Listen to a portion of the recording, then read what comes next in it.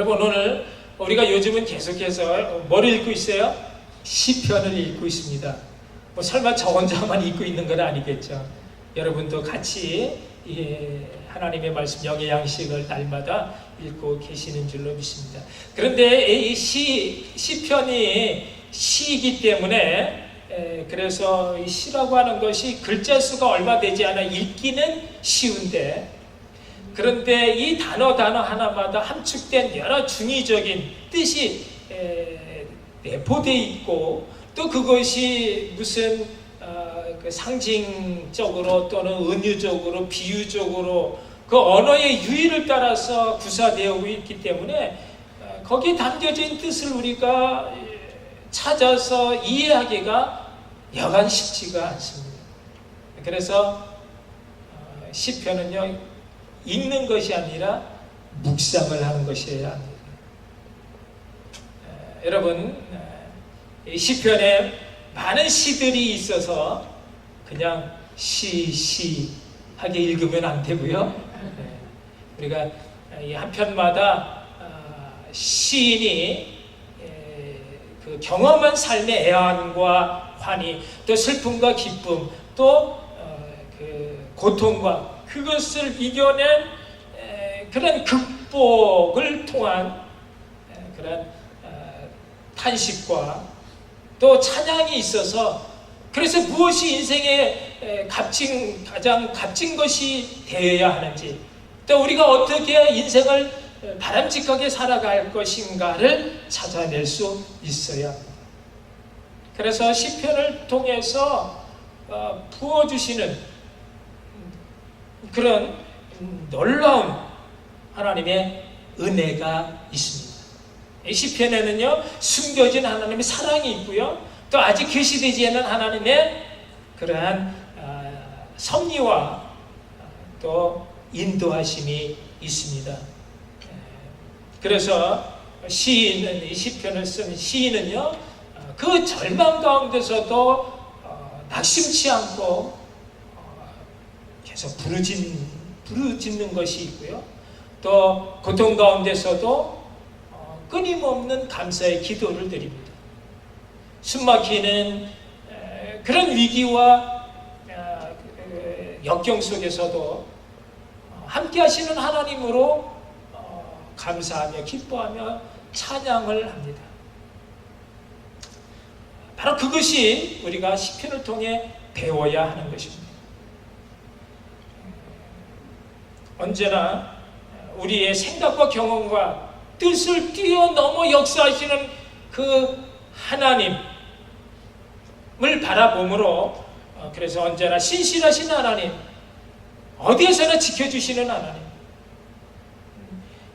또 결국은 합력하여 선을 이루시는 하나님, 우리에게 언제나 좋은 것으로만 충족히 부어주시는 그 하나님 아버지, 그분을 우리가 끝까지 더욱 믿고 붙잡음으로 인해서 우리를 통해서 이루어가시고자 하시는 하나님의 뜻을 세상에 아름답게 펼쳐나가는 그 성숙한 믿음의 사람, 온전한 그런 신앙인이 되어가는 것, 그것이 바로 시편을 통해 우리에게 주고자 하는 시인의 간절함이고 우리의 소망인 것입니다. 여러분, 그래서 시편에는 탄식이 있고 부르짖음이 있고 찬양이 있고 또 지혜도 있고 우리에게 부어주시는 하나님의 은총이 있습니다. 그래서 하나님은 우리의 찬양을 받으시기에 합당하신 구원의 하나님이시고 승리의 하나님이시고 우리의 피난처가 되시고 또 공급자가 되시고 피할 바이시며 구원의 뿌리시며 의로운 재판관이시며 원세 목전에서 상을 베푸시는 그런 사랑의 하나님이신 것입니다. 때로는 우리의 상한 심령으로 목 놓아 부르는 그런 간절한 우리의 노래가 되시기도 하고, 때로는 우리의 세상의 기쁨 가운데 손잡고 춤추어 주시는 그런 사랑의 파트너가 되어 주십니다. 여러분, 우리가 이 하나님을 더욱 목소리 높여 찬양할 수 있기를 바랍니다. 우리가 하루라도 정말 주님 없이는 살 수 없는 자, 그래서 노래하지 않고 찬양하지 않고는 심령이 답답하고, 그리고 이제 숨이 막혀 죽을 것만 같은 그런 마음으로 주님께 매여 사는 그런 하나님의 사람, 여러분, 하나님을 찬양하는 그런 시인이 다 되시기를 축복합니다. 사랑하는 성도는 오늘 우리가 읽은 시편 77편은요, 이 탄식으로 시작을 하고 있습니다. 우리 1절을 보면요, 내가 내 음성으로, 이렇게 여기 보면, 내가 내 음성으로 하나님께 부르짖으리니, 내 음성으로 하나님께 부르짖으면 내게 귀를 기울이시리라. 내가 내 음성으로 하나님께 부르짖는데, 그런데 응답이 없습니다. 상황은 점점 더 나빠져 가고 있습니다. 2절에 보면 나의 환난날에 내가 주를 찾았으며 밤에는 내 손을 들고 거두지 아니하였다. 손을 들고 철야 기도를 했다라는 겁니다. 그런데 내 영혼이 위로를 받지 못했습니다. 더구나 3절에 보면요, 내가 하나님을 기억하고 불안하여 근심하니 내 심령이 상합니다.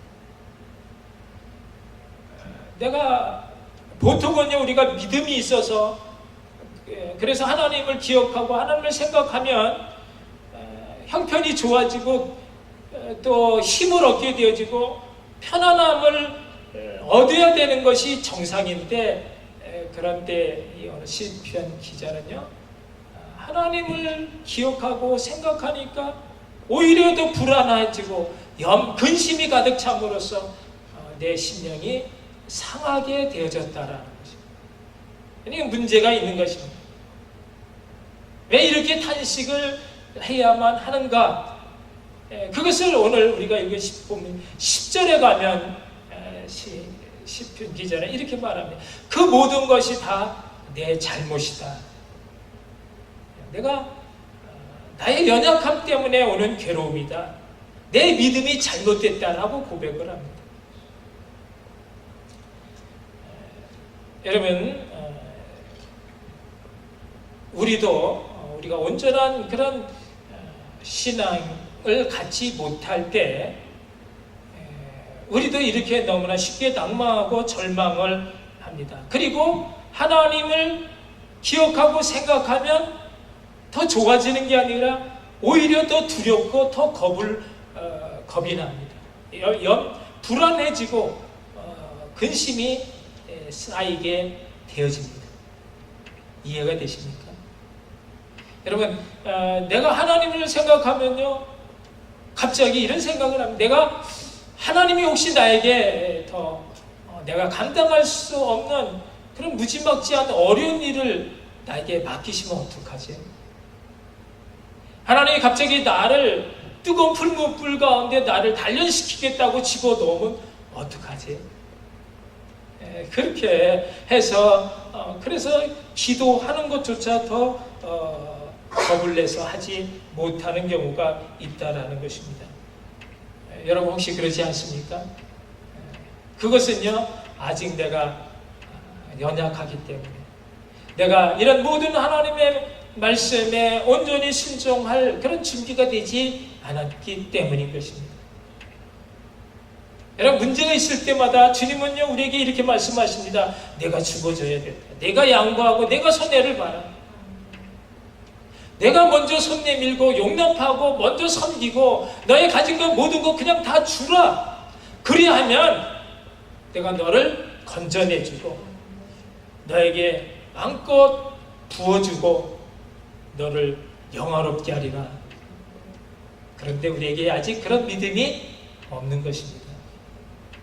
시인의 오늘 계속된 탄식을 보면요, 4절에 주께서 내가 눈을 붙이지 못하게 하시니 내가 괴로워 말할 수 없는, 문제가 점점 더 커지고 있어서 잠을 잘 수 없다라는 겁니다.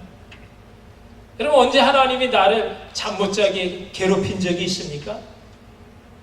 그런데 이 시인은요, 자기가 그냥 몸이 더워가지고 안절부절 그래서 잠을 자지 못하면서 그 모든 것을 하나님이 나를 도와주지 않아서 일이 점점 더 어렵게 되어진다 불평을 하는 것이고요. 하나님이 나를 도와주시기만 하면 당장 일어서서 그래서 잘 될 텐데 왜 하나님이 도와주시지 않지? 그렇게 원망하는 것입니다. 그리고 이제 5절에 보면 내가 옛날고 지나간 세월을 생각하였어. 옛날에 과거에 왕년에 잘 나갔던 때를 생각하는 겁니다. 그때는 하나님이 뭐든지 다 도와주시고 뭐든지 즉각즉각 응답해 주심으로 걱정, 근심이 없는 그런 행복한 좋은 날들을 살았다라는 겁니다. 그럼에도 이 시인의 탄식은 멈추지 않습니다. 6절에 밤에 부른 노래를 내가 기억하여 내 심령으로 내가 내 하나님으로 간구하기를 하면서 점점 더 이제 어떤 말을 하냐면 왜 하나님은 과거에는 날 그렇게 잘 도와주시고 하는 일마다 형통케 그렇게 해주시고 응답도 즉각 해주시더니 이제는 내가 아무리 기도를 하고 아무리 부르짖어도 금식을 하며 철야 기도를 해도 하나님 왜 묵묵부답 응답해 주시지 않고 나로 하여금 점점 더 그런 고통 가운데 그냥 버려두시는가를 생각하면서 이제 7절부터 계속 이어지는 탄식이요. 그렇다면 하나님이 나를 영원히 버리신 것은 아닌가? 왜 하나님은 다시는 은혜를 베풀어 주시지 않으시는 것은 아닌가?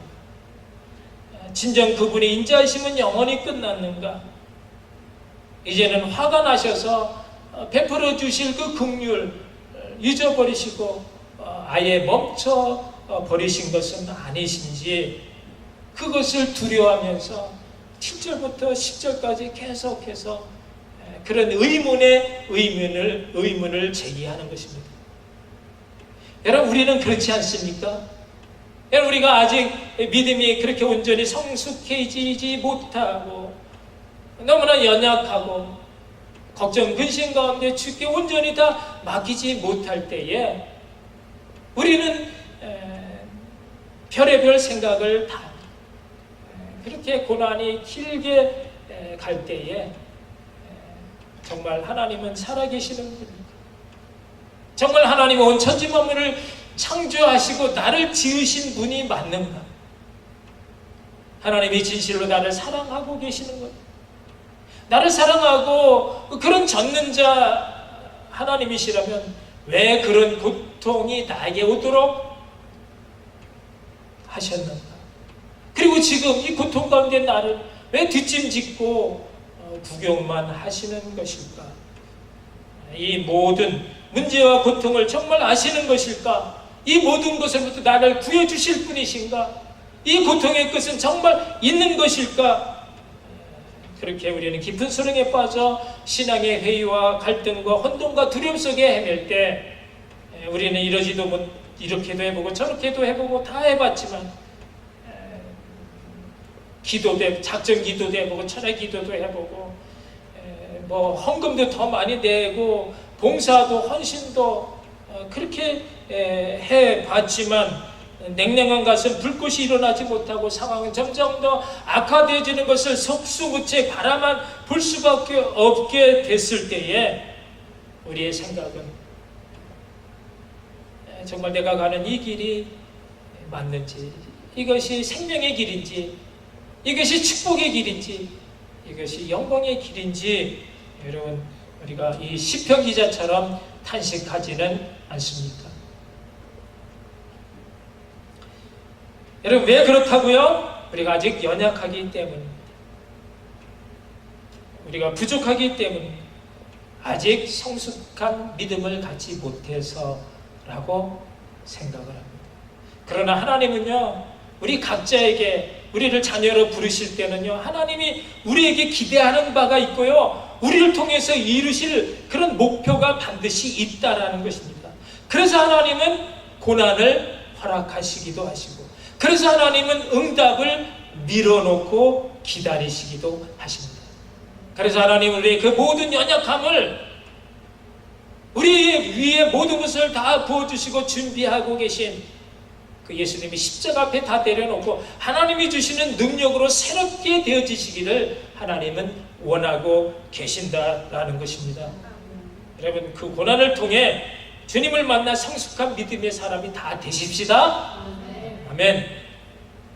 사랑하는 성도 여러분, 그렇다면 우리가 어떻게 우리의 연약함을 내려놓고 주님이 기대하시는 바 성숙한 믿음, 온전한 신앙인 그런 성도가 될 수 있을까요?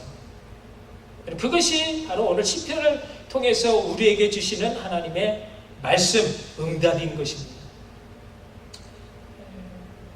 탄식으로 시작된 이 시편은요, 이제 11절부터 놀라운 하나님의 그러한 능력을 잊고 더 이상 탄식이 아닌 그런 감사의 찬양으로 바뀌어지고 있습니다.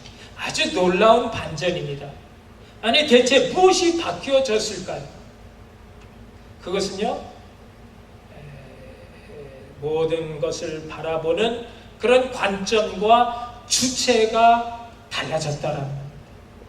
1절에서 10절까지는요, 왜 이런 탄식이 나왔냐면요, 모든 시어의 주어, 맨 앞에, 문장의 맨 앞에 내가 나와 있습니다. 내가 내 음성으로 부르짖는다. 나의 환난 날에 내가 하나님을 기억한다는, 나의 옛일과 나의 옛 노래를 생각한다. 모든 것이 나 중심, 내가 주어, 내가 주체가 되고 있다라는 것입니다. 여러분, 우리가 신앙생활하지만요, 내 중심적인 것, 내가 주체가 되어지는 그 모든 것은요, 아무리 기도를 많이 해도, 아무리 금식을 하고 철야를 하고 봉사를 하고 헌신을 한다 하더라도요, 그것은 내 자랑일 뿐이지 거기에 하나님의 긍휼하심이나 사랑의 대상이 될 수가 없다라는 것입니다. 결국 아무리 열심히 해도 망하는 것입니다. 절망과 탄식으로 끝나는 것입니다. 그러나 11절 이후부터 이 시의 내용이, 그 주어가요, 다 바뀌고 있습니다. 내가 아니라 하나님으로, 문장 앞에 다 하나님으로 다 바뀌어졌음을 보게 됩니다.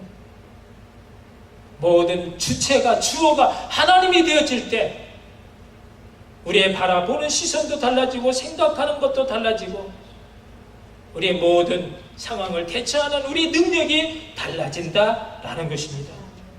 그것이 반전의 포인트입니다.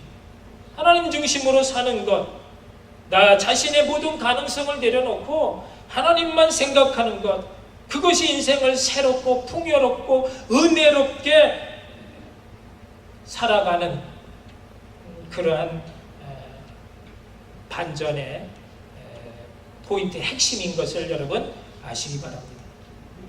하나님께 초점을 맞추고 하나님께 코드 맞추시기를 바랍니다. 그때 우리의 생각이 바뀌고 우리의 관점이 달라지며 우리가 보지 못했던 것들이 우리 눈에 들어오게 되어집니다. 그래서 풍성한 삶을 사는 것입니다. 여러분, 오늘 시편 기자는 본문 11절에서 먼저 주의 일을 묵상하고 주의 행사를 깊이 생각한다는 것입니다. 주님의 그 행하신 모든 것을 먼저 생각하는 것입니다. 주께서 행하신 모든 기사, 나에게 베풀어 주신 모든 그 사랑과 은혜를 기억하면서 그 주님을 늘 마음 깊이 생각하며 사는 것, 그것이 바로 하나님 중심으로 사는 은혜의 삶인 것입니다. 주님의 모든 일, 그것을 14절에서는 기이한 일이라고 말을 합니다. 그리고 민족들 중에 주의 능력을 알리시고 주의 팔로 주의 백성 곧 야곱과 요셉의 자손을 구속하셨다라고 15절에서 말을 합니다. 이거 무슨 말이냐면요, 이것은요, 하나님께서 이스라엘 백성들을 어디서 구원하셨어요? 애굽에서 세상 애굽으로부터 구원하신, 건져내신 구원의 사건, 출애굽 사건을 말합니다.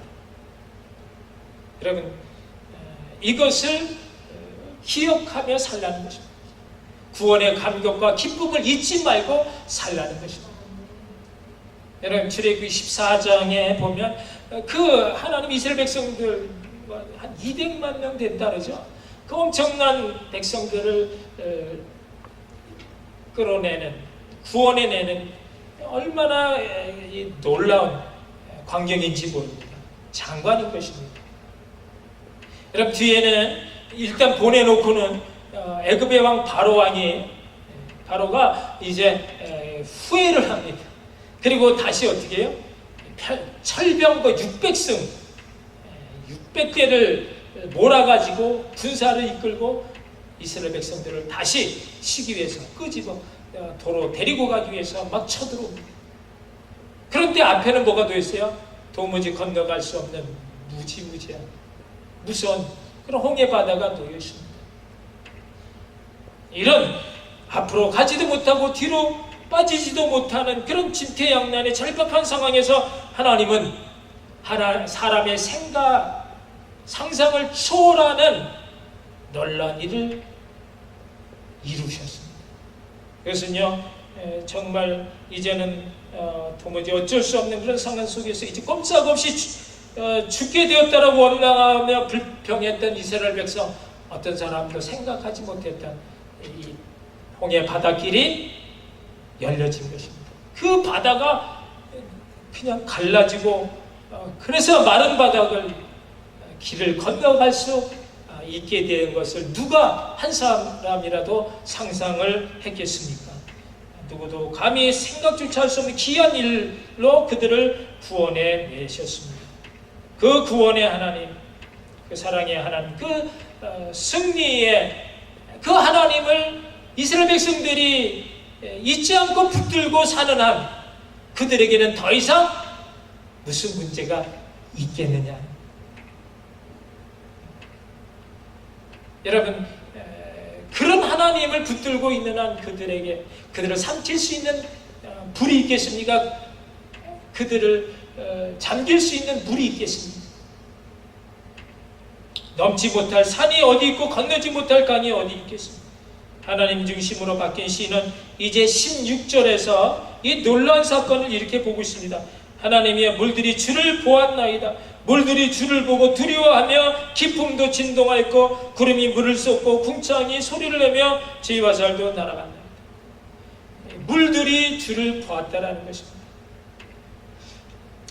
이스라엘 백성들을 가로막고 있던 그 바닷물들이 하나님을 보므로 두려워 떨어 그 깊음까지 진동하면서 그 물들이 길을 냈다라고 시인은 표현하고 있습니다. 세상을 보는 시각과 관점이 달라지니까 이제는 무생물까지라도 하나님 말씀의 그 뜻에 복종하고 협력하는 것을 보게 되어진 것입니다. 여러분에게도 이런 영안이 열려지시기를 바랍니다.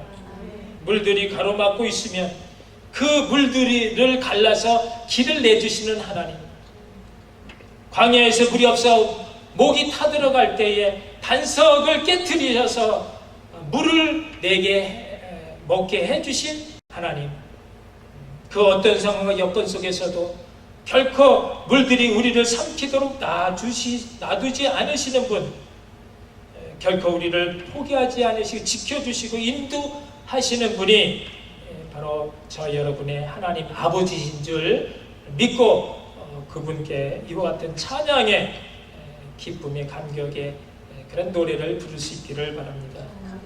우리가 절망할 수밖에 없는 그런 절망 가운데서도 절망할 수 없는 그 이유는 그 절망 한가운데 길을 내주시기 때문입니다.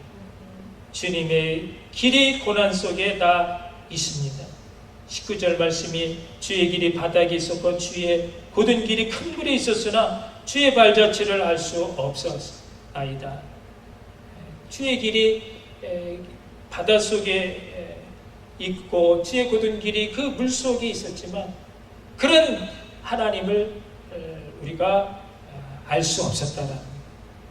그러나 영안이 열리고 우리가 하나님 중심의 삶을 살면서 바라보니까 어떤 고난, 어떤 바다 그 깊은 그 속에 우리가 빠졌다 할지라도 그 속에 길을 내주시고 우리를 인도해 주시고 우리를 붙잡아 주시고 우리를 함께 하시는 그 하나님을 바라봄으로 시인은 더 이상 어떤 상황에서도 좌절하거나 낭망하지 않고 그 하나님을 찬양하는 시인이 되어졌습니다. 사랑하는 성도 여러분, 이 시편 기자는 그 귀한 하나님의 일을 묵상하면서 창조의 하나님, 구원의 하나님을 만나보게 되었고 모든 문제 가운데 주의 길을 내주시는 그 은혜를 깨닫고 그 인도하심을 바라보고 더 이상 말을 할 수가 없었습니다. 더 이상 하나님께 내 상황을 바꿔달라고 기도할 필요가 없었고 더 이상 하나님 나에게 무엇을 달라고 요구할 필요가 없게 된 것은 내 앞에 있는 모든 문제와 그 고통과 그 상황보다 훨씬 더 뛰어넘는 더 크신, 더 위대하신 하나님을 바라보았기 때문인 것입니다. 하나님이여 주의 도는 극히 거룩하시오니 하나님과 같이 위대하신 신이 누구오리까? 이 시인의 고백이 저와 여러분의 고백이 되어지기를 축복합니다. 하나님 중심의 삶을 살면서 우리 인간의 연약함을 이기고 지존자의 장정에 붙들려 귀하게 쓰임받는 능력의 사람, 하나님의 사람 되시기를 주의 이름으로 축원합니다. 기도하시겠습니다. 오늘 우리에게 주신 말씀 우리 다시 한번 곰곰이 생각해 보면서 나에게 있는 하나님은 정말 살아계신 하나님이고 정말 나를 사랑하시는 하나님, 내가 어려움 속에 공경에 빠졌을 때 나를 능히 일으키시고 나를 붙잡고 계신 하나님 것은 그런 믿음이 우리에게 있는지 다시 한번 우리 생각하면서 하나님 믿음을 나에게 주셔서 온전한 그런 신앙인으로서 하나님의 뜻을 이 땅에 펼쳐나갈 수 있는 온전한 하나님이 되게 해달라고 기도하시겠습니다. 사랑의 하나님, 은혜를 감사합니다. 오늘도 우리에게 주신 하나님의